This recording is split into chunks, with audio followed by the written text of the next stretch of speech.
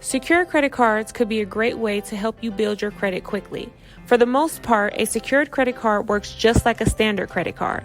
You can pay for purchases and choose to pay the minimum payment at the end of the month, fork up the entire balance, or an odd amount in between. However, secured credit cards differ from standard credit cards in that you must send a deposit to the creditor before being granted an account.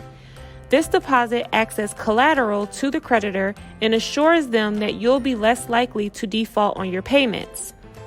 The amount of deposit you put down as collateral is the amount that your credit limit will be. Therefore, if you place an $800 deposit, your credit limit will be $800.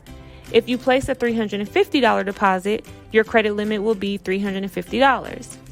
Over time, if you'd like to increase your credit limit, you simply do so by putting down an additional deposit.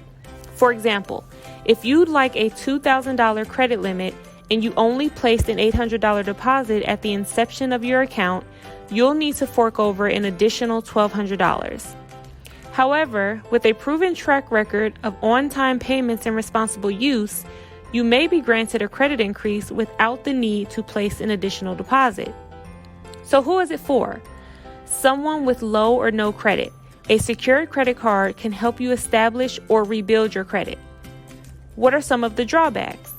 Well, handing over $250 to $1,000 or more before even being able to use your credit card can be a tough pill to swallow. However, if you have bad credit, a secured credit card is often the only way to be approved for credit. Who offers this type of card?